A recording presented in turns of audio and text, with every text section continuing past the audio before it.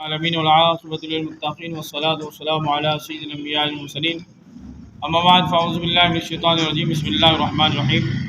معزز سامعین، آج ہم آیت الکرسی کے حوالے سے گفتگو کریں گے۔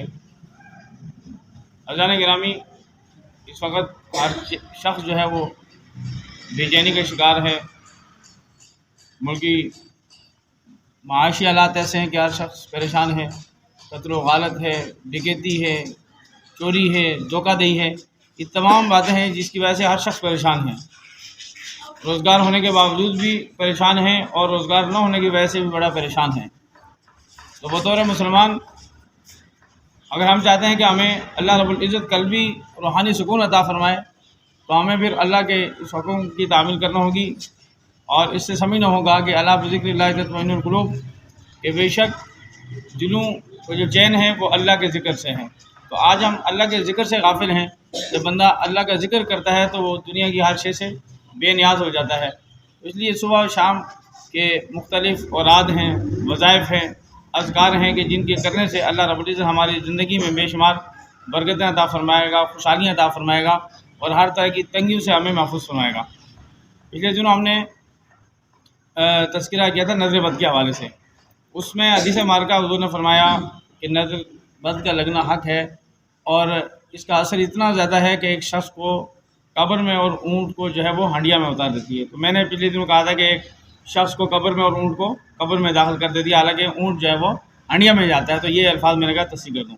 اور آج آیت الکرسی کے حوالے سے حضرت ابی بن کعب رضی اللہ تعالیٰ عنہ سے حضور نے فرمایا کہ بتاؤ تمہیں پتہ ہے کہ تمام آیتوں کی سردار آیت کون سی ہے؟ تو فرمایا یا رسول اللہ صلی اللہ علیہ وسلم آپ بہتر جانتے ہیں۔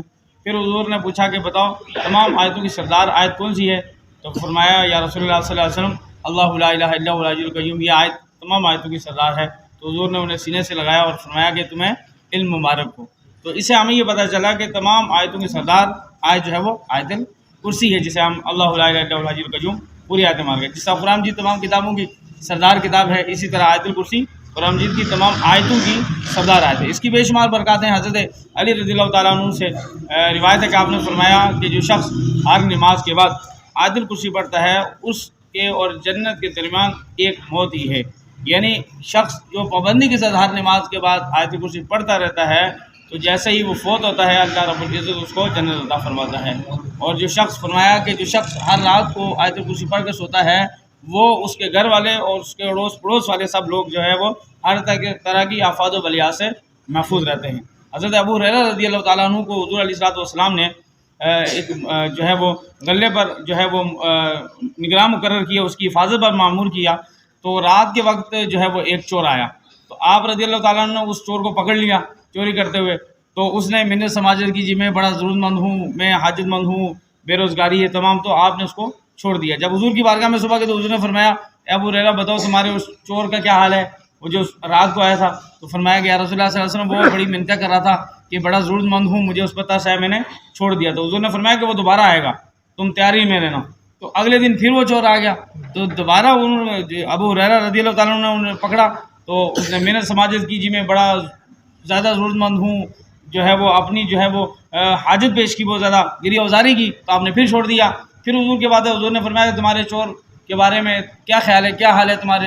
تو فرمایا کہ یا رسول اللہ صلی اللہ علیہ وسلم بڑی منتیں سماجتیں کی اور بڑی جو ہے وہ اپنی پریشانیوں کو بتایا تو میں نے چھوڑ دیا۔ حضور نے فرمایا وہ جھوٹا شخص ہے، وہ دوبارہ آئے گا۔ تیسرے دن جب دوبارہ آیا تو حضرت ابو ہریرہ رضی اللہ تعالیٰ عنہ نے پکڑ لیا، تو اس نے کہا کہ حضور نے فرمایا کہ ابو ہریرہ رضی اللہ تعالیٰ عنہ نے فرمایا کہ میں تمہیں حضور کی بارگاہ میں لے کے جاؤں گا، اب میں قطعاً نہیں چھوڑوں گا، مجھے حضور نے کہا کہ وہ جھوٹا شخص ہے، اب میں تمہیں لے کر جاؤں۔ تو اس نے کہا کہ میں تمہیں کچھ کلمات نہ سکھا دوں کہ جن کلمات کی وجہ سے اللہ رب العزت تمہارے ساری رات تمہارے مال کی حفاظت فرماتا رہے اور تمہیں ہر طرح کی آفات و بلیات سے محفوظ فرمائے۔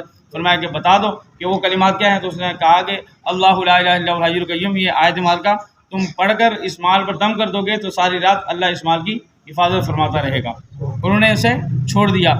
جب حضور کی بارگاہ میں گئے تو حضور نے پوچھا تمہارے چور کے بارے میں تمہارا کیا خیال ہے، وہ کہاں ہے؟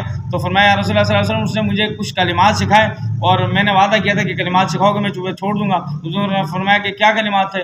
تو فرمایا رسول اللہ نے مجھے بتایا کہ اللہ لا الہ الا هو الحی القیوم، یہ کلمات تو بتایا۔ تو حضور نے فرمایا وہ شخص تو بڑا جھوٹا ہے لیکن بات یہ والی بات سچی کر گیا ہے۔ تو پھر حضور نے فرمایا کہ بے شک ایسا ہی ہے کہ جو شخص اپنے مال پر